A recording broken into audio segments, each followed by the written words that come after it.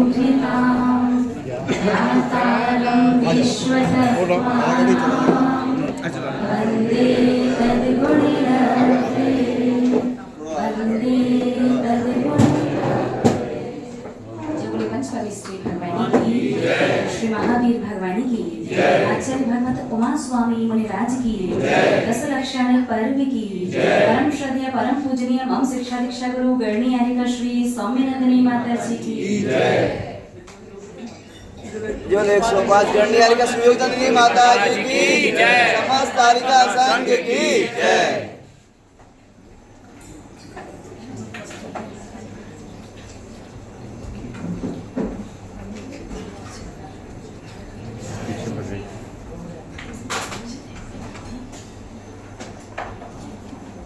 अपन सभी लोग छठवें अध्याय के माध्यम से कर्म आश्रम के हेतुओं को समझने का प्रयास कर रहे हैं, जिसमें कल 10वें सूत्र में अपन सभी लोगों ने ज्ञानावर्णी कर्म और दर्शनावर्णी कर्म दोनों को कल जितने भी अपन ने हेतुओं को समझा था, प्रदोष, निहनव, मात्सर्य, अंतराय, आसादन और उपघात, ये सभी ज्ञानावर्णी और दर्शनावर्णी दोनों कर्मों के बंध के हेतु हैं, यानी निमित्त हैं। इन सारी चीजों से मेमोरी लॉस, बुद्धि मंद हो जाती है, कमजोर हो जाती है, कम हो जाती है, और इन निमित्तों से बचने से मेमोरी शार्प हो जाती है, बुद्धि अच्छी हो जाती है। तो जिनवाणी की, श्रुत की, विनय का हमें बहुत ध्यान रखना चाहिए। जब भी आप अपने बैग वगैरह में पुस्तक वगैरह कैरी करते हैं ना, लेकर के चलते हैं ना, तो बैग को नीचे से लटका के नहीं चलो, ये भी ध्यान रखो। गाड़ी वगैरह में बैठो तो बैग को सीधे गोद में मत रखो, या तो ऊपर यदि रखने की व्यवस्था है तो ऊपर कहीं रखो, और गोदी में यदि रख ही रहे हो पुस्तक के बैग को तो पहले नीचे अपना हाथ रखो, फिर उसके ऊपर जिस बैग में पुस्तक है उस बैग को रखना चाहिए। और इसके साथ साथ और एक और बात, दिन में सोना, दिन में थोड़ी बहुत देर के लिए थकान निकालनी, एक पावर नैप अलग बात है, 10-15 मिनट, 20 मिनट, आधा घंटा मैक्स टू मैक्स, हाँ 15-20 मिनट, आधा घंटे से ज्यादा जो सोते हैं ना, दिन में सोने से भी तीव्र दर्शनावर्णी और ज्ञानावर्णी कर्म का मंद और दर्शनावर्णी कर्म का तीव्र बंध होता है। चाह करके भी अच्छा देख नहीं पाओगे, चाह करके प्रभु परमात्मा के दर्शन नहीं कर पाओगे, तीर्थ यात्रा पर जाकर के भी भगवान की वंदना नहीं कर पाओगे। तो तीव्र दर्शनावर्णी कर्म का बंध और मंद ज्ञानावर्णी कर्म का बंध दोपहर में सोने से होता है। तो दिन में सोना, और जब कभी स्वास्थ्य वगैरह ठीक नहीं है, परिस्थिति है, शरीर में रोग बीमारी ज्यादा है, कमजोरी वगैरह है, तो फिर भी चलो 1 घंटा सो जाओ। दोपहर में नहीं, सुबह 9 बजे सोते। दोपहर में नहीं, दिन में। 3 बजे दिन मतलब सुबह सूर्योदय से लेकर के शाम के सूर्य अस्त तक, मतलब 12 बजे पहले सोते। थोड़ी बहुत देर का पावर नैप अलग बात है, स्वास्थ्य अवस्था ठीक है तो आधा पौन घंटा 1 घंटा सो जाओ, लेकिन पता चला एक बार सो गए तो 2-2.5 घंटे असो जैसे सो ही जा रहे हो, ऐसा नहीं करना है, ठीक है। ये इन सबसे कल अपन ने समझा ज्ञानावर्णी कर्म का बंध होता है, और उसके साथ साथ आपने ये भी समझा कि यदि ज्ञान की विराधना से कर्म बंधता है तो ज्ञान की आराधना से कर्मों का क्षयोपशम भी बढ़ता है। क्षयोपशम समझते, कुछ कर्मों का क्षय, कुछ का उपशम, दबा देना। विराधना से कर्म बंधा तो आराधना से कर्म का क्षयोपशम बढ़ा। आराधना का मतलब है उसकी विनय। जैसे कल जब जिनवाणी की बात आई थी तो आपके मंदिर में द्वादशांग जिनवाणी नहीं है, तुरंत 7 नाम चाहिए थे और 70 हाथ खड़े हो गए कि हमें भी करना है। बहुत बड़ी बात है मंदिर में द्वादशांग जिनवाणी का विराजमान होना, तो मंदिर में तो हो ही रही है, साथ ही साथ में आप अपने घर में भी एक रजत में ताम्रमयी जिनवाणी को बनवा करके अवश्य रखें। और इस जिनवाणी की सबसे बड़ी उपयोगिता यही होती है कि बसंत पंचमी और श्रुत पंचमी, कौन कौन से? बसंत पंचमी का सबको पता है ना, जैन पर्व है। क्या हुआ था उस दिन? बसंत पंचमी, बहुत पुण्यात्मा है आप। आचार्य भगवान कुंद स्वामी का भी उस दिन जन्मदिन है, और आपके समाज के पप्पू भैया का भी जन्मदिन है। बसंत पंचमी जैनों का पर्व है या नहीं है? क्या हुआ था उस दिन? है, आप लोग है कह रहे हो क्या? क्या है? धर्मस्नेही महानुभाव, बसंत पंचमी भी हमारा जैनों का ही पर्व है, जैनों का ही त्योहार है, जैनों का ही उत्सव है। कहीं ना कहीं हम भूल गए उस चीज को। उस दिन क्या है? उस दिन जो अपनी मूल जिनवाणी है सचखंडागम, उस मूल जिनवाणी का विद्या अध्ययन प्रारंभ हुआ था। इसीलिए पूरा संसार उस दिन सरस्वती देवी की पूजन करता है। संसार किसकी पूजन करता है? सरस्वती देवी की। तो उन लोगों ने तो उस चीज को उस तरह से पकड़ रखा है, लेकिन हम कहीं ना कहीं उस बातों को भूल गए हैं। बसंत पंचमी वाले दिन मूल जिनवाणी सचखंडगम जो ग्रंथ है, उसका जो मूल ज्ञान है, भगवान महावीर स्वामी से जो मूल जिनवाणी प्रवाहमान हुई थी, और उस जिनवाणी के एक अंक के अंश के मूल ज्ञान का विद्या अध्ययन किस दिन प्रारंभ हुआ था? बसंत पंचमी वाले दिन प्रारंभ हुआ था, जो आषाढ़ के महीने तक चला था। उसके बाद चातुर्मास में उसका लेखन कार्य शुरू किया गया, और वो लेखन कार्य अगली शुद्ध पंचमी पर पूर्ण हुआ था। तो बसंत पंचमी भी हम जैनों का ही त्योहार है, और शुद्ध पंचमी भी जैनों का पर्व है। इन दोनों ही दिन विशेष रूप से ज्ञान की आराधना की जाती है। तो आप जो द्वादशांक जिनवाणी आपकी जो रजत पत्र पर उसे बनाए उत्कीर्ण किया जाएगा, तैयार होगी, तो बसंत पंचमी और शुद्ध पंचमी इन दोनों दिन पालकी में विराजमान करके माँ जिनवाणी की शोभा यात्रा निकालनी चाहिए। पालकी तो है ना आपके मंदिर में? पालकी नहीं है? हाँ, आपके घर के बर्तन आप दूसरे घर से लेकर के आते भोजन करने के लिए? अरे मतलब पालकी की व्यवस्था नहीं थी इसलिए नहीं है, या फिर कभी ध्यान नहीं गया इसलिए नहीं है? ज्यादा बड़ी ना सही, लेकिन छोटी सी पालकी प्रत्येक मंदिर में, ये भगवान का वैभव होता है, मंदिर का वैभव होता है। एक छोटी सी पालकी सबके मंदिरों में होनी चाहिए। जब भी किन्हीं भगवान का कल्याण आता है, उनकी प्रतिमा अपने यहाँ पर है, या विशेष रूप से भगवान आदिनाथ की जब जयंती आती है, और भगवान पार्श्वनाथ की माने अच्छी बात है, भगवान महावीर स्वामी की जब आती है, उनकी शोभा यात्रा एक परिक्रमा मंदिर की अवश्य लगानी चाहिए। और उसके लिए प्रत्येक मंदिर में अपनी अपनी पालकी होनी चाहिए। कोई बड़ी बात नहीं है, चांदी तैयार हो रही है, थोड़ी सी और एक्स्ट्रा चांदी दे देना, और बढ़िया चांदी की पालकी जामुन भैया पालना नहीं, पालकी पालना अपनी जगह, पालकी महत्वपूर्ण होती है। ठीक है, चार लोग पकड़ने वाले, तो ठीक है, बिल्कुल दीपावली तक पालकी बन जाए, जिनवाणी बन जाए, जिनवाणी का स्टैंड बन जाए, तीनों चीजें बन जाए। तो समाज वालों, आप सबको चांदी देनी है, और बढ़िया चांदी की पालकी, वो भगवान की जब भी शोभा यात्रा निकलेगी, या माँ जिनवाणी की शोभा यात्रा वर्ष में, उस जो द्वादशांक जिनवाणी तैयार हो रही है, उस जिनवाणी की वर्ष में 2 बार शोभा यात्रा जरूर निकालना। कौन कौन सी बार? बसंत पंचमी और शुद्ध पंचमी। जिनवाणी को माँ पालकी में विराजमान करके बढ़िया आप उसकी पूरी परिक्रमा निकालना। जिनका भी ज्ञानावर्णी कर्म का विशेष उदय चल रहा हो, जिनके बच्चे पढ़ने में कमजोर हो, कई बार प्रयास करने के बाद भी जीवन में सफलता नहीं मिल रही हो, अपने कार्य क्षेत्र में अच्छा प्रोग्रेस नहीं कर रहे हो, उन्नति नहीं हो रही हो, प्रमोशन वगैरह नहीं हो रहा हो, वो सभी लोग उस दिन बसंत पंचमी शुद्ध पंचमी वाले दिन जब माँ जिनवाणी पालकी में विराजमान होगी, तो उस पालकी में अपना कंधा लगाना, और 7 कदम ही चलोगे ना, विशेष रूप से शुद्ध ज्ञानावर्णी कर्म की जो है वो 6 उपशम उसका बढ़ता है। तो 2 दिन तो पालकी निकालनी है। उसके अलावा भगवान आदिनाथ का जन्म कल्याण कोशिश करो, अगर उस दिन भी निकाल सको, और भगवान महावीर स्वामी का उस दिन क्या करते हैं आप महावीर जयंती पे? बड़ा जुलूस निकलता है। जुलूस तो पूरा निकल गया। अपनी कॉलोनी में क्या करते हैं? कुछ नहीं करते। कैसे निकाल रही हो? 3 फेरे इसी मंदिर के। 3 फेरे निकालते कैसे हो? भगवान को किसमें लेके जाते हैं? तो ऐसे खुद घूम करके आ जाते हो,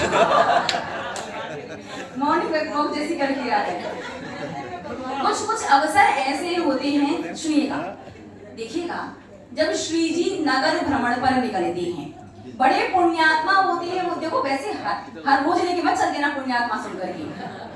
जब श्री जी नगर भ्रमण पर निकलते हैं ना, तो चारों तरफ सुभिक्षता वाले परमाणु फैलते हैं।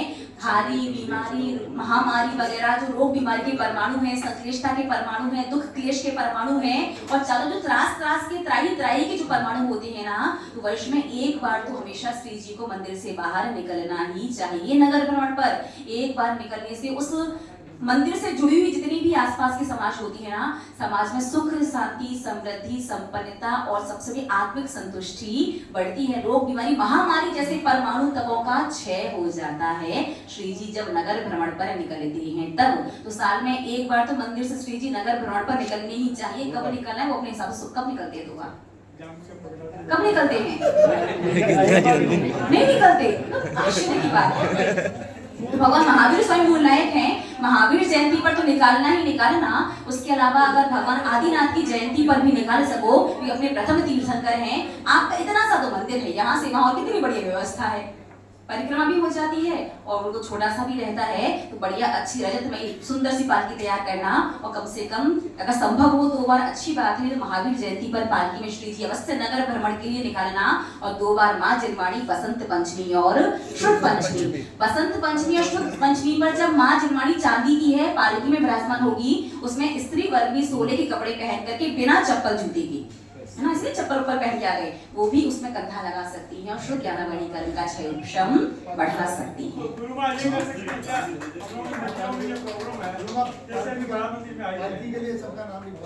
पालकी के लिए बसंत पंचमी और माँ जिनवाणी को बसंत पंचमी शुभ पंचमी दोनों हमारे ही पर्व हैं, जिनसे ज्ञानावरणी कर्म का दर्शनावरणी कर्म का क्षयोक्षम बढ़ेगा। उसके लिए हर मंदिर में मंदिर का वैभव है, रजत जैसी पालकी बना सके। तो आपकी तो शक्ति संपन्नता है, सोने की पालकी बराबर है, चांदी की तो फिर भी, लेकिन चांदी की बनाओ। सोना थोड़ा गर्म धातु होता है और चांदी थोड़ी शीतल धातु होती है, तो दिमाग ठंडा रहेगा देने वालों का, देने वाले के परिवारी जनों का। ठीक है, तो रजतमयी पालकी बनवाइएगा, बढ़िया सुंदर सी, बढ़िया आसन माँ जिनवाणी का ऊपर विराजमान करने का। ठीक है, और दिन में हिसाब से ही सोना, ज्यादा सोओगे तो ज्ञानावरणी दर्शनावरणी दोनों कर्म का बंध होता है। आगे अपन ज्ञानावरणी दर्शनावरणी कर्म के बाद कौन सा कर्म आता है? वेदनीय कर्म। वेदनीय कर्म के 2, साता वेदनीय और असाता वेदनीय। साता वेदनीय जब हम कर्म के उदय में सुख का एहसास करते हैं वो साता वेदनीय, और जब कर्म के उदय में सब कुछ अच्छा अच्छा होने के बाद भी अच्छी चीज भी दुख की अनुभूति करवाए, दुख का एहसास करवाए, वो असाता वेदनीय है। संपन्नता है, वैभव है, किसी चीज की कोई कमी नहीं, बढ़िया भोजन है, 2-4 नौकर चाकर है, फिर भी सारी चीजें होने के बाद भी हमें दुख की तकलीफ की जो अनुभूति होती है, किस कर्म की वजह से? असाता वेदनीय कर्म की वजह से होती है। तो असाता वेदनीय कर्म के आश्रम के क्या कारण है, क्या हेतु है? दुख शोक तापाक्रंदन वद परिदेव नान्यात्म परोभय स्थानान्य सद्वेदस्य। पढ़िए, परिदेव नान्यात्म परोभय स्थानान्य सद्वेदस्य। अर्थात अपने आप को देना या दूसरों को क्या देना? दुख। दुख दुख यानी पीड़ा, तकलीफ रूप परिणामों को दुख कहते। किसी को पीड़ा देना, कष्ट देना क्या है? दुख। शोक अपने इष्ट का, अपने प्रिय का वियोग होने पर जो विकल्प पैदा होता है, कोई प्रिय वस्तु, प्रिय व्यक्ति जब अपन से दूर चला जाता है तो उसके वियोग में अपन दुखी होते हैं, तो उससे भी असाता वेदनीय को याद रखना। असाता वेदनीय कर्म के उदय की वजह से ही आपका प्रिय व्यक्ति या प्रिय वस्तु आपसे दूर गया, और उसके दूर जाने पर आप जो शोक करते हैं, हाय क्यों चला गया, कैसे चला गया, कैसे रहेंगे, उसके बिना मन ही नहीं लग रहा है, जिया ही नहीं, जरा जियोगे। किसी के बिना कोई मरता नहीं है, सब जीते हैं, सब संसार चलता है, सब कुछ। भगवान महावीर स्वामी जैसे तीर्थंकर भगवान इस संसार से एक दिन चले गए, फिर व्यक्ति और वस्तु तो क्या ही है। कभी कोई प्रिय वस्तु दूर हो, मन में थोड़ा बहुत विकल्प आए, थोड़ा बहुत ठीक है, लेकिन सीमा से ज्यादा, बहुत ज्यादा विकल्प करना, इससे भी क्या होता है? असाता वेदनीय कर्म बनता है। ऐसा कर्म बनेगा कि पुण्योदय से शुद्ध बढ़िया स्वादिष्ट भोजन की व्यवस्था है, लेकिन भोजन आपको तकलीफ ही पैदा करेगा। या तो खा नहीं पाओगे, खा लिया तो पचा नहीं पाओगे, पचा लिया तो बाहर नहीं निकाल पाओगे। एसी, कूलर, पंखा, गर्मी है, बहुत ज्यादा गर्मी है, एसी, पुण्योदय से एसी मिल गई, लेकिन एसी या तो चलेगी नहीं, कुछ खराब हो जाएगा, मैकेनिक मिलेगा नहीं, मैकेनिक मिलेगा उसमें स्मेल आएगी, स्मेल नहीं आ रही होगी तो सर्दी जुकाम खांसी हो जाएगी, बुखार आ जाएगा, तो कुछ ना कुछ दिक्कत होगी। तो ये सब क्या होता है? पुण्योदय होने पर भी दुख की अनुभूति हो रही है, ये असाता वेदनीय कर्म कहलाता है। तो कोई भी इष्ट व्यक्ति या इष्ट वस्तु का वियोग हो, थोड़ा बहुत विकल्प ठीक है, लेकिन हद से ज्यादा विकल्प नहीं करना। और ताप, ताप यानी संसार में कोई आपकी निंदा करे, आप गलत थे, गलत कार्य प्रकट हो गए या प्रकट करने पर लोग उसके बारे में चर्चा कर रहे हैं, तो फिर वो चर्चा को सुन करके दुखी होना। एक तो थी आत्मग्लानि, हे भगवान सच में कितना पापी, कैसा जीव हूँ, ऐसी गलती हो गई, ऐसा नहीं करना चाहिए, गलत तो है। अगर किसी के सामने प्रकट हो गई मेरी गलती, किसी को मुंह नहीं दिखा पाऊंगा, पश्चाताप होना एक अलग बात है, लेकिन सबसे गलती करते जा रहे हैं, छुपाते जा रहे हैं, गलती प्रकट हो गई, लोगों में चर्चा का विषय बना है आपकी गलती, तो लोग चर्चा कर रहे हैं, उस वजह से दुखी होने से भी असाता वेदनीय कर्म का बंध होता है। दोनों में अंतर, एक तो मन में पश्चाताप पूर्वक दुखी होना, उससे कर्मों की निर्जरा है, लेकिन दूसरे को पता चल गई है अब वो मेरे बारे में क्या सोचेगा, कैसी बातें कर रहा है, इस वजह से दुखी होने से भी असाता वेदनीय कर्म बनता है। आंख क्रंदन, आंसुओं से रो करके दुख मनाना, बहुत सी लेडीज लोग तो बिल्कुल आंसू के पलकों पे रखे रहते हैं, पता नहीं हर टाइम रो लेती है ना। तो कुछ पुरुष देखो स्वभाव से भावुक होती हो, स्वभाव से कोमल और नाजुक होती हो, वो समझ में आता है, लेकिन हर बात पर ऐसे आ जाते हैं, ऐसे छोटी छोटी सामान्य सी बातों पर आंसू धमकी दे देते। हाँ, तेरिया चरित्र को तो देव लोग नहीं समझ पाए, आप लोग तो मनुष्य के भैया लोग। कभी कभी तो क्रोकोडाइल टीयर होते हैं। बहुत सारी चीजें होती हैं। तो देखो हर बात पर जैसे आंसू आ जाते हैं ना, तो उस व्यक्ति को भी असाता वेदनीय कर्म का, देखो अभी तो उतने पाप का शुभ का उदय नहीं है, अभी सब कभी कभी बात मनवाने के लिए, कभी अपना रुतबा दिखाने के लिए, कभी अपना भैया मैं बड़ी हूँ, मेरी ही चले, मेरी बात को महत्व दिया जाए, बहुत सारे प्रयोजन से आप वो आंसू लेकर के आ जाते हो। जब कभी दुखी हो जाओ, सहज स्वभाव रूप से आ रहे, ठीक है, हर छोटी छोटी सामान्य सी बात पर आ रहे हैं, याद रखना असाता वेदनीय कर्म का बंध होगा।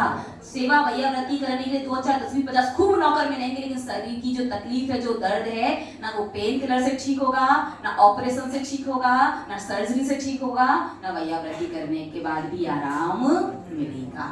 ठीक है, तो तकलीफ नहीं चाहिए हो तो हर समय हर छोटी छोटी सामान्य सी बात पर जिन पर आवश्यकता भी नहीं है उन पर ऐसे रोना नहीं चाहिए। और वध, किसी भी जीव के प्राणों का घात करना, इससे तो सजा वेदनीय बंधेगा। देखिए आप घर गृहस्थी के काम कर, झाड़ू पोछा करना है, व्यापार करना है, गाड़ी वगैरह से यात्रा वगैरह करना है, इन सब के माध्यम से हिंसा होती कि नहीं होती? हिंसा होती है। तो जानबूझ के कि मुझे इस जीव को मारना है इसलिए मैं झाड़ू पोछा लगा रहा हूँ, इस जीव को मारना है इसलिए गाड़ी चला रहा हूँ, इस प्रकार से उद्देश्य के साथ करोगे तो असाता वेदनीय कर्म का बंध होगा। लेकिन यदि गलती से जो हो रहा है उसमें विवेक रखो, चीटा चीटी वगैरह हो गए, झाड़ू पोछा करो तो नीचे देख करके करो कि भैया कोई जीव जंतु वगैरह तो नहीं है, कबर्ड वगैरह अलमारी वगैरह में कपड़े रखो तो देखभाल करके रखो कि भैया कोई मच्छर मक्खी वगैरह बंद तो नहीं, कोई चीटा चीटी वगैरह तो नहीं हो रहे, कोई जीव वगैरह तो नहीं हो रहे। विवेक का प्रयोग करके, ठीक है, विवेक से कार्य करने के बाद भी अगर बाई चांस हिंसा हो भी जाती है तो असाता वेदनीय पाप कर्म विशेष रूप से नहीं, सामान्य सा कर्म बनेगा, एका छींक वीक आई और कर्म निकल जाएगा, बस इतना।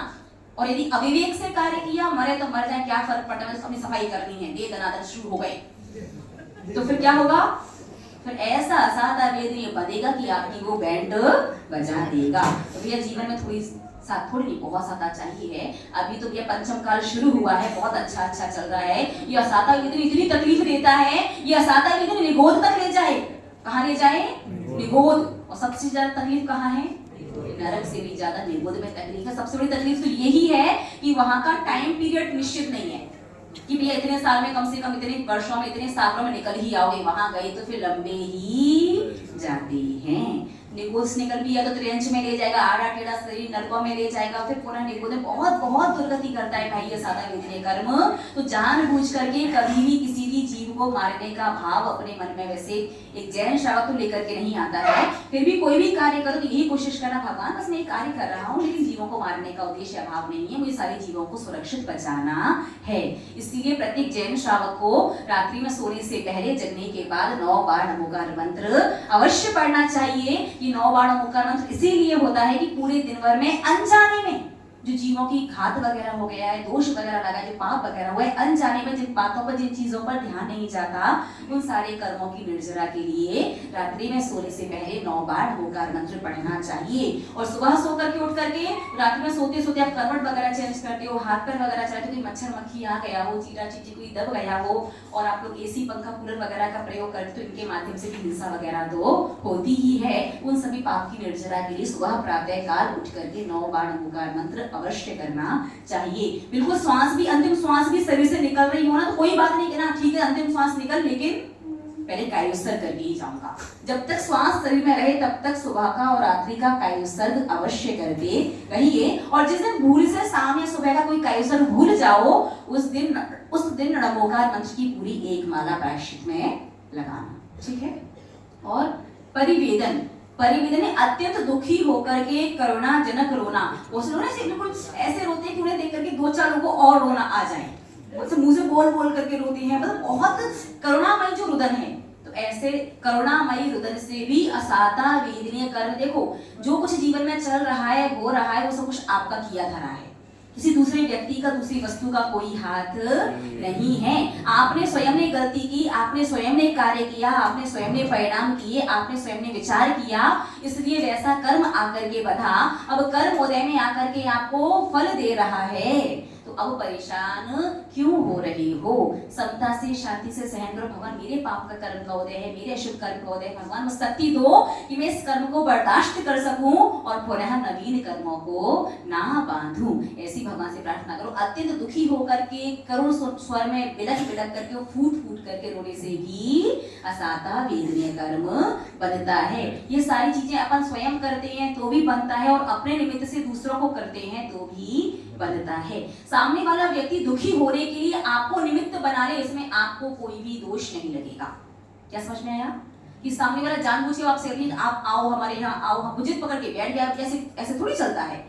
अब वो दुखी हो रहा है, बार आप नहीं जा पा रहे हैं, तो अगर सामने वाला जानबूझ करके चला करके आपको निमित्त बना रहा है तो आपको कोई भी दोष नहीं है। लेकिन आप निमित्त जानबूझ करके बन रहे हो तो आपको दोष अवश्य लगेगा, अनजाने में बनोगे तो भी दोष अवश्य ही लगेगा, ठीक है। तो इन सब के माध्यम से असाता वेदनीय। अब मन में भैया असाता वेदनीय से क्या करना है? हमें तो साता वेदनीय का बताओ कि साता वेदनीय पुण्य कर्म ऐसा कर्म कैसे बने। यदि हम कंकड़ पत्थर पर भी चले तो उनसे भी हमारे पैरों में तकलीफ ना हो, वो कंकड़ पत्थर भी हमारे पैरों में एक्यूप्रेशर का काम करे, ऐसे पॉइंट्स दब जाएं कि कई वर्षों की बीमारी ठीक हो जाए। जब साता वेदनीय कर्म का उदय आता है ना, तो यदि पापोदय से आपको कंकड़ पत्थर की जगह मिली है, गाड़ी भी खराब हो गई, चप्पल भी टूट गई, अब नंगे पांव चलना है, गर्मी का समय है, प्यास भी लग रही है, रोड भी चुभ रही है, फिर भी वो चुभने वाली रोड भी एक्यूप्रेशर एक्यूपंक्चर का काम करेगा। ऐसी रोग बीमारी पैरों में पॉइंट्स दबा करके ठीक कर देगा, जो कई वर्षों पर इलाज करवाने के बाद भी ठीक नहीं हो रही होंगी। ऐसा होता है साता वेदनीय कर्म। वो रूखा सूखा भूखने लग रही है, इच्छा नहीं हो रही, कमजोरी भी आ रही है, आपने थोड़ा बहुत एक आध चम्मच चावल खा लिया, एक आध गिलास रोटी का ले लिया, फिर एक आध कुछ थोड़ा बहुत जो भी आप खाते ले लिया, उतने से भी 24 घंटे निकालने की शक्ति आ जाए, शरीर में एनर्जी आ जाए, ऐसा होता है साता वेदनीय कर्म। साता वेदनीय कर्म का कहना ही क्या, यहाँ तक कि तीर्थंकर जैसी पुण्य प्रकृति में भी साता वेदनीय कर्म निरंतर आता और जाता रहता है। महानुभाव, साता वेदनीय कर्म किन किन निमित्तों से बनता है ये तो सूत्र में अपन समझेंगे, सूत्र नंबर 12 में। इसके साथ साथ एक और विशेष बात समझिए। अगर आपको याद हो, गणधर वलय विधान वाले दिन आपने विशेष रूप से कौन सी द्रव्य चढ़ाई थी? हाँ, लाडू चढ़ाए थे, नैवेद्य चढ़ाई थी, मीठा। तो पता है साता वेदनीय कर्म का 9 कर्म मीठा है। श्री कृष्ण जी की कहानी कथा सुना होगा आप लोगों ने कि जब वो भगवान नेमिनाथ के दर्शन करने के लिए जा रहे थे तो द्वारिका से कहाँ जाना है उनको? उज्जैन पर्वत तक जाना है, उज्जैन गिरी तक जाना है। तो रास्ते में जंगल वगैरह पड़ता है, जंगल से होकर के जाना पड़ेगा। जब रास्ते में जंगल से होकर के जा रहे थे तो श्री कृष्ण नारायण जी को रास्ते में एक मुनिराज वृक्ष के नीचे बैठे हुए दिखाई दिए। और मुनिराज कैसे थे? बहुत बीमार थे। तो श्री कृष्ण जी ने क्या किया? भैया दर्शन तो तीर्थंकर अभी हैं, दर्शन तो मैं कर भी चुका हूँ, अभी पुनः कर लूंगा, पहले साधु का स्वास्थ्य लाभ होना आवश्यक है। अगर इन्हें स्वास्थ्य लाभ नहीं हुआ तो इनकी समाधि हो सकती है। तो वो वापस वहीं से, अब साधु से नहीं कि आप औषधि ले लो, वैद्य को दिखा दो, हाँ, या फिर आप ये चीज दिया करो, हम तेल लगा दे रहे हैं, तेल ले आ रहे हैं, उन्हें साधु से कुछ नहीं कहा। उनके साथ में एक जीवक नाम का वैद्य था, बहुत अच्छा वैद्य था, दृष्टि वैद्य था। वो कैसा था? दृष्टि वैद्य। लक्षण देखने मात्र से बिल्कुल एक्यूरेट एग्जैक्टली कौन सी रोग बीमारी बता दिया करता था। तो उस वैद्य ने बता दिया कि इन साधु को कौन सी परेशानी है। तो उन्होंने निवेदन किया कि महाराज हम चाहते हैं कि आप हमारे नगर में चलें और आपका लाभ हमारे नगर वासियों को मिले। उन्हें राजनगर में पधारे और नगर में एक साधुओं के लिए हजारों चौके लगा करते थे और नारायण श्री कृष्ण जी 2-2 मेवा के लड्डू बनवा करके उनके अंदर वो औषधि रखवा करके प्रत्येक चौके में 2-2 लड्डू पहुंचवा दिया करते थे। आप लोग क्या करते हैं? औषधि मतलब औषधि छोड़ो, अपना भी डिब्बा होता है कुछ लेकर के जाते हैं, पहले तो चौके में खाली हाथ पहुंच जाते हैं। याद रखना, अब इसमें आएगा व्रती अनुकंपा में आएगा कि साधु को आहार दान देने से प्रबल साता वेदी, प्रबल कैसा प्रबल साता वेदी में कितने भी भयंकर पाप कर्म का आपका उदय आ जाए ना, बस यदि गति नरक निगुद वगैरह ना हो, निमित्त ज्यादा प्रतिकूल ना हो, तो प्रबल अशुभ पाप कर्म का उदय भी साधु को आहार दान देने वाला साता वेदी उदय में आकर के पाप कर्म के उदय में भी आपको सुख की अनुभूति, अच्छी फीलिंग करवा सकता है। अपन अभी आगे 12वें सूत्र में पढ़ेंगे। सारे चौक में 2-2 लड्डू जिनके चौक में पड़गाहन वो अपनी औषधि में चलाएं। और एक बार तो ऐसा भी कि रुक्मणी का बड़ा मन था कि मुझे साधु को आहार देना है, तो क्या किया जाए? तो उन्हें थोड़ा छल किया था। छल का थोड़ा पाप तो बधा होगा, लेकिन उनका आगे का पूरा वृतांत भी सुनिएगा। उन्हें छल क्या किया था? उन्हें पूरे राजमार्ग, पूरे रास्तों में हरी हरी घास के अंको डलवा दिए। अब जब साधु आहार चर्या के लिए निकले, अब जहां घास होगी वहां साधु जाएंगे नहीं, और जहां घास नहीं थी तो वो रास्ता सीधा रुक्मणी के महल तक ही जाता था कि उनके यहाँ आहार हो। इतना तक छल उन्हें किया। ठीक है, छल का थोड़ा पाप तो लगा, लेकिन उसमें उद्देश्य, भावना और कार्य भी देखा जाता है, सारी चीजें देखी जाती हैं। उसके बाद उनका जब साधु को स्वास्थ्य लाभ हो गया, उसके बाद जब नारायण श्री कृष्ण जैन धर्म अनुसार जब भगवान नेमिनाथ के दर्शन करने समोषण में गए, उस समय उन्होंने तीर्थंकर प्रकृति बांधी की 16वें नंबर की। अभी कौन से तीर्थंकर है 16वें नंबर के? शांतिनाथ। भविष्य की 24वीं में 16वें नंबर के तीर्थंकर बनेंगे नारायण श्री कृष्ण जी। तो साधु को आहार देने से विशेष रूप से मीठा खाओ, मीठा बोलो, मीठा चलाओ, उससे भी सादा वेदने कर्म बनता है। इसलिए अगर आपने ध्यान दिया हो कि पहले जब भी किसी कार्य से कोई बाहर जाया करता था तो उसका क्या करते थे? दही चीनी, हाँ गुड़ चीनी दही चीनी, मतलब मीठा और दही 2 चीज खिलाते थे। आपने सोचा कि कभी ये 2 चीजें ही क्यों? आज का तो ये परंपरा विलुप्त जैसी बंद जैसी हो गई है। आज का तो कोई जाता है जो मिठाई घर में मिल जाए सब खिला देते, नहीं तो डार्क चॉकलेट और आ गई जीवन में। आज डार्कनेस भर गई जीवन में और कुछ बचा ही नहीं। तो दही चीनी, दही गुड़ जो भी है वो क्यों खिलाते थे, कभी विचार किया क्या? क्योंकि मीठा साता वेदनीय कर्म का नौकर्म है और दही जो है वो अंतराय कर्म के विपरीत नौकर्म है। अर्थात वो व्यक्ति जिस कार्य के लिए जा रहा है, दही अंतराय कर्म से विपरीत नौकर्म है और चीनी मीठा साता वेदनीय कर्म का नौकर्म। ये तो नौकर्म मतलब निमित्त विशेष संयोग बहुत सारे होते हैं, लेकिन ये सबसे छोटा और आसान सा है। दही शक्कर खिलाने से 20% अंतराय कर्म टल गया और 20% साता वेदने कर्म उनके उस सत्ता में आ गया। 20% काम तो सफल वैसे ही हो गया और जाकर के 80% आप फिर पैर छू करके जाओगे, अंगूठे को छू करके जाओगे तो उनकी पुण्य की वर्गणा आ जाएगी। 20% और हो गया, बचा 60%। इसलिए पहले के लोग जब भी घर से बाहर जाते थे तो अधिकांश सफल होकर के ही लौटते थे। अब आजकल दही शक्कर तो खिलाते नहीं, जो मिलेगा सो खिला दिया और पैर छू देने से घुटने ऐसे कर गए तो ठीक है, तो गले मिल करके और हाथ जोड़कर आज तो जयचंद्र भी नहीं करते, ऐसे ही हाँ पाए बैठे और करके जाते हैं। ऐसे करने से तो लटके जाते ही लौट आते हैं। इसलिए महानुभाव, जब भी कोई नया कार्य, अच्छा कार्य, शुभ कार्य वगैरह शुरू करो, अच्छे कार्य के लिए जाओ तो थोड़ा सा दही शक्कर, दही गुड़ जो भी है ऐसे खा करके जाना चाहिए। और ये लेकिन ये ध्यान, पेट भर मत खा लेना। आधा चम्मच खाने से 20% काम ना, कटोरी भर खा लो तो फिर दही दक्षिणावर्णी कर्म का नौकर्म, फिर नींद पर नींद और आएगी। दक्षिणावर्णी कर्म का नौकर्म हो जाएगा। तो अंतराय कर्म को टालने के लिए अंतराय कर्म में नौकर्म क्या बनेगा? दही और साता वेदनीय का मीठा। ठीक है, इसीलिए इतना ध्यान, साधु को आहार देने जाओ, मीठे का प्रसंग है, मीठा चल रहा है, साधु मीठा ले रहा है, आपका नंबर आ जाए तो चला लेना। ये मीठा चलाने के लिए संक्लिष्टता मत करो, धक्का मुक्की संक्लिष्टता जब तुम लेना ही पड़ेगा भाई, साधु को इच्छा नहीं है तो भी जबरदस्ती दी, ऐसा नहीं करना। साधु को आप जल भी दे पा रहे हैं, ग्रास भी दे पा रहे हैं, फल सब्जी कुछ भी दे पा रहे हैं, साधु की अंजलि में कुछ भी रखोगे उससे साता वेदनीय कर्म ही बधेगा। ठीक है, तो इस प्रकार से उस दिन अपन ने, इसीलिए जब गणधर वलय विधान किया था, ये गणधर वलय वो विधान है जो प्रत्येक दीक्षार्थी प्रत्येक मोक्ष मार्गी दीक्षा लेने के पूर्व इस गणधर वाले विधान को अवश्य करता है, ताकि आध्यात्मिक मार्ग में, मोक्ष मार्ग में आने वाली विघ्न बाधाएं कम हो जाएं, शांत हो जाए, उन्हें सहन करने की शक्ति हमें प्राप्त हो। इसीलिए आप लोग अब मोक्ष मार्ग पर तो जब बढ़ोगे तब बढ़ोगे, पूर्ण मोक्ष मार्गी जब बनोगे तब बनोगे।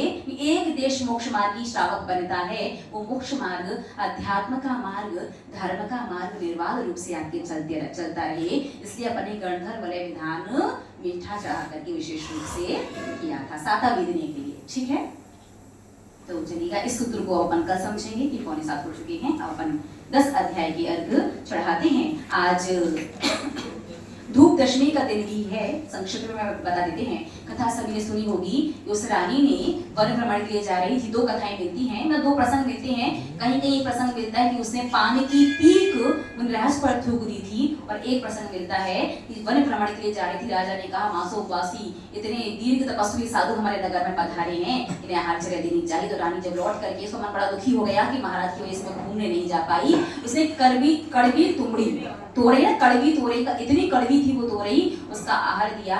मुनिराज बीमार हो गए, ऐसे बीमार हुए कि उनकी समाधि ही हो गई थी। तो कई बार अनजाने में आप लोगों से भी आहार की अशुद्धियां बन जाती कि नहीं बन जाती। कई बार आप लोग मर्यादा वगैरह का ध्यान नहीं रखते, कच्चे पानी से बर्तन धोते जाते हो, कोई गीले बर्तन वगैरह चौके में यूज करते जाते हो, और चौके में वो टोंटी वाला बर्तन है ना, टोंटी समझते, टैप वाला जो बर्तन, क्या बोलते हो उसे, कैप्सूल, हाँ, तो जो भी जिसमें टोंटी लगी हुई है, ऐसा बर्तन चौके में आहार के समय बिल्कुल भी यूज नहीं करना चाहिए, क्योंकि उसकी जो टोंटी जो होती है ना, वो सूखती नहीं है, उसमें गंदगी वो मजती नहीं है, साफ नहीं होती, उसमें गंदगी रह जाती है, अनंत सूक्ष्म जीव उत्पन्न हो जाते हैं। उसी में हाथ धो रहे, सारे सूक्ष्म जीव आपके हाथों में आ गए, आप आहार तैयार करने लग जाते हैं, उसी से बर्तन धो लिया, उसी से सामग्री वगैरह धो ली, बहुत महान अशुभ असाता वेदने कर्म का बंध होता है। तो आहार में कितनी सारी अशुद्धियां बन जाती हैं। कई बार आटे मसाले की मर्यादा का ध्यान नहीं रखा, एक ही चीज के हाथ से गीले हाथ सूखे आटे मसाले वगैरह में लगा दिए।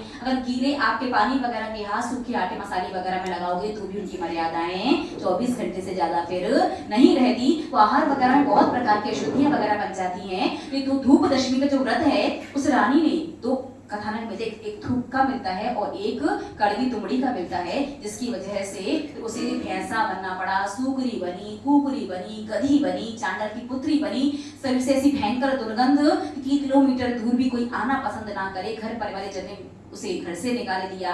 मुनिराज ने उसे समता पूर्वक व्रत के विषय में कहा, भगवान के पंच अनुव्रत वगैरह दिलवाए, उसे कुछ समतापूर्ण परिणामों से मरण करके से उसके यहाँ कन्या बनी। फिर उसने सुगंध दशमी व्रत किया था, जिसके माध्यम से वो मुनिराज को जो उसने कड़वी तुमड़ी का आहार संबंधी जो दोष हुआ था, मुनि निंदा संबंधी जो दोष हुआ था, वो दोष उसका दूर हुआ। फिर सुगंधा नाम की कन्या बनी, फिर आगे चल के वो तिलकवती वगैरह बनी, और उससे उसे राजा जैसे पति का सहयोग मिला। इसलिए लोगों को लगता है, पत्नियों को लगता है कि उनकी पत्नियां उनके लिए रख रही हैं व्रत, ऐसा नहीं है, उनके लिए नहीं रख रही हैं। ये विशेष रूप से मुनि निंदा वगैरह और भी बहुत सारे ऐसे देव शास्त्र, उनकी अवनय अवज्ञा रूप बहुत सारे कर्म, अशुभ कर्म हमसे बन जाते हैं, बहुत सारी गलतियां हो जाती हैं, जिन्हें दूर करने के लिए प्रत्येक श्रावक को 10 वर्ष तक इस सुगंध दशमी का, बच्चे हो बड़े हो सभी को 10 वर्ष तक करना चाहिए। और इसकी भी 3 विधि है। पहली और उत्कृष्ट विधि उपवास, निर्जल उपवास, पानी भी नहीं। दूसरी मध्यम विधि है कांजी, कांजी मतलब इमली का पानी या छाछ। और तीसरी जगह ने विधि है, एक बार एक ही जगह बैठ करके सब कुछ खाना, लेकिन शाम को पानी भी नहीं पीना। इस प्रकार से दसवीं व्रत की 3 विधियां हैं। अगर आप दसवीं व्रत करना चाहते हो, तीनों में से किसी भी विधि से शक्ति सामर्थ्य के अनुसार कर सकते हो। और जो कुछ नहीं कर सकते तो कम से कम आज किसी भोजन में एक वस्तु का त्याग मंदिर से करके जाना कि भैया आज हमारा इस चीज का त्याग है, चाहे वो रस हो, चाहे फल हो, चाहे अनाज हो, कोई भी एक चीज जो भी आपके 4-5 जैसे व्रतों में खाने में आ रही हो, किसी भी एक चीज का त्याग आज करके जाना है। इसीलिए देव शास्त्र गुरु की निंदा, अवनय अवज्ञा रूप या आहार में किसी प्रकार की अशुद्धि, ऑब्वियस है, आप लोग नीचे वगैरह देख के नहीं चलते हैं, चीटा चीटी पर पैर रख गया, धागे वगैरह पर पैर रख गया, फिर कपड़े अशुद्ध हो जाते, फिर भी आप लोग आहार देने चले जाते हो। यहाँ एक दूसरे से छुड़ गए, नहीं छुड़े, ये बड़ा सिस्टम चलता है, छींटे मार लो। ये छींटे वाला जो सिस्टम है ना, ये छींटे वाली शुद्धि की व्यवस्था पता किस लिए है? छींटे वाली शुद्धि की व्यवस्था उस चीज के लिए होती है कि जब हमने सोने के कपड़े पहने थे, उसके बाद पसीना वगैरह आने से जो कपड़ों में अशुद्धि बनी है ना, उस अशुद्धि को शुद्ध करने के लिए छींटे वाली व्यवस्था है। एक दूसरे टच हो गए और छींटे मारो, कोरे कपड़े आज के नया सिस्टम चल गया। कि नए कपड़े पहन के अभिषेक कर सकते हैं, आहार दे सकते, नए कपड़े में दोष नहीं होता, ये बिल्कुल गलत है। नया कपड़ा तो और महा अशुद्ध है, पता नहीं किस किस जाति किस किस लोगों ने छुआ है, किसने बनाया, किसने देखा, तब जाकर के आपके पास तक पहुंचा है। तो नए कपड़े वगैरह अशुद्ध नहीं होते, तो आहार वगैरह की जो विशेष अशुद्धि वगैरह बन जाती है, देवी शास्त्र गुरु की अवनय अवज्ञा रूप जो कर्म बन जाता है, उस कर्म की निर्जरा के दशमी का व्रत किया जाता है। व्रत उपवास करें 10 वर्ष तक आप लोग, बहुत अच्छी बात है। ना कर पाओ तो कम से कम भोजन में एक वस्तु जो भी आपके खाने में आ रही हो, उस एक चीज का त्याग अवश्य कर दीजिएगा। और दूसरी सबसे विशेष बात कि समय आपके पास रहे, भगवान शीतलनाथ की धूप पूजन होती है, चारों कोनों पर धूप घट रख करके धूप पूजन की जाती है। समय ज्यादा हो रहा है, विधि तो नहीं बताएंगे, फिर कभी आगे चल के बता देंगे उसकी विधि। तो अगर धूप पूजन भी ना कर पाओ तो कम से कम अपने घर पर शुद्ध धूप तैयार करिए। व्यवस्था नहीं हो पाएगी, व्यवस्था ही नहीं है, मार्केट से धूप बनवा लेने जाओगे, करोगे क्या? नहीं होगा। अरे बता दिए खाली। और एक सफेद आप लोग ये खिड़कियां क्यों नहीं खोलते हो? एसी बंद है तो मन संतुष्ट रहता है क्या? नहीं ऐसे चलेगा ना बाद में। अच्छा बाद की व्यवस्था लेकर के चल रहे हैं। बता ठीक है, अगर धूप पूजन नहीं भी कर पा रहे हैं, शीतलनाथ भगवान की पूजन, इसमें शीतलनाथ भगवान की पूजन होती है। और कम से कम आज सभी लोग एक एक जाप शीतलनाथ भगवान की लगाना। जाप है ओम ह्रीम श्रीम क्लीम, 6 बीजाक्षर, ओम ह्रीम श्रीम क्लीम। चलो ओम ह्रीम श्रीम ऐं अरहम, ओम ह्रीम श्रीम क्लीम ऐं अरहम। अरहम नहीं आएगा, ओम ह्रीम श्रीम क्लीम ऐं श्री शीतलनाथ नहीं, अरहम नहीं आएगा, श्री आएगा, 6 बीजाक्षर में श्री आएगा। ओम ह्रीम श्रीम क्लीम ऐं। श्रीम और श्री दो अलग अलग है, याद रखना। आगे आया है श्रीम और पीछे आएगा श्री। ओम ह्रीम श्रीम क्लीम ऐं। फिर श्री शीतलनाथ जिनेंद्राय नमः। 9 बार हम करवा दें क्या? अभी करवा देंगे, इसलिए समय बहुत ज्यादा हो रहा है। शीतलनाथ भगवान की पूजन, उनकी एक जब अवश्य लगाए, भोजन में एक वस्तु का त्याग अवश्य करें। और अपने घर से शुद्ध धूप, दशांगी धूप 10 चीजें होती हैं, मार्केट से खड़ी लेकर के आओ और उन्हें घर पर शोधन करके धूप में सुखाओ, फिर कूट पीस करके धूप बनाई जाती है। और दशांगी धूप ना बना पाओ तो कल आपने समझा 3 चीजें, गोला, लौंग और कपूर, 3 चीजें मिला करके हल्का सा पीस करके आप शुद्ध धूप बना करके अपने जिन मंदिर में तो धूप खेनी ही चाहिए। उसके अलावा अगर आप आसपास के जिनालय में जा पाए, आसपास के जिनालयों में भी जाकर के धूप खे सकते हैं। ठीक है, आज के दिन विशेष रूप से व्रत उपवास ना कर पाओ तो धूप तो खेनी है। धूप पड़ता है आप लोगों का? रखे हुए हैं, बाहर रखे हैं। मतलब धूप कहाँ खेते हो आप लोग? नीचे खेते हैं। नीचे क्या है?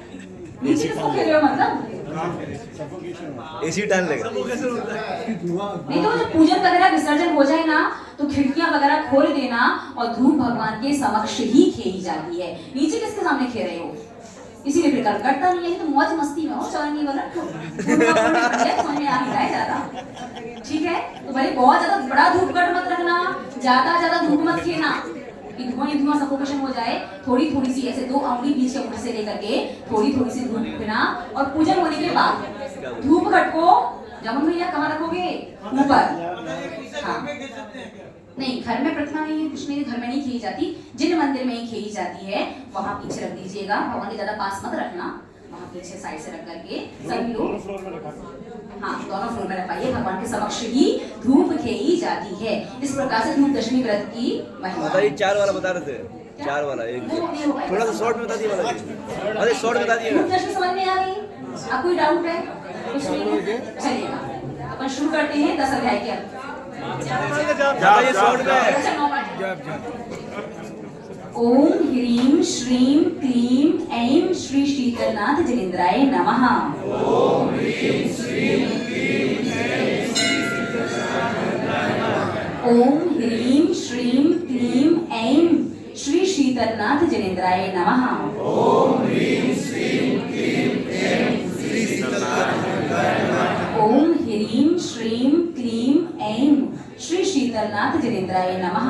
ओम ह्रीम श्रीम क्लीम ऐं श्री शीतलनाथ।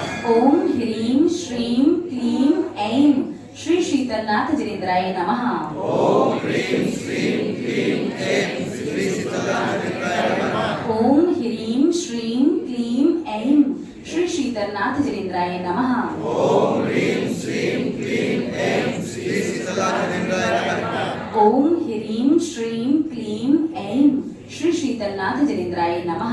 ओम ह्रीं श्रीं क्लीं ऐं श्री शीतलनाथ जनेन्द्राय नमः। ओम ह्रीं श्रीं क्लीं ऐं श्री शीतलनाथ जनेन्द्राय नमः। ओम ह्रीं श्रीं क्लीं ऐं श्री शीतलनाथ जनेन्द्राय नमः। ओम ह्रीं श्रीं क्लीं ऐं श्री शीतलनाथ जनेन्द्राय नमः। ओम ह्रीं श्रीं क्लीं ऐं श्री शीतलनाथ जनेन्द्राय नमः। एम नहीं होता, ऐम है। ए पर ऐ की मात्रा है, ऐम। ठीक है, तो नौवा अच्छे से तो पढ़ना। ओम ह्रीं श्रीं क्लीं ऐं श्री शीतलनाथ जनेन्द्राय नमः। ओम ह्रीं श्रीं क्लीं ऐं श्री शीतलनाथ जनेन्द्राय नमः। अष्टांग समिदर्शनाय नमः, अष्टांग समिज्ञानाय नमः, त्रयोदश समिचारित्राय नमो नमः। आप लोग पढ़ेंगे तो सदा कि हम पढ़वाएं? समझ आ रहा है क्या? भैया लेट तो नहीं हुए? नहीं।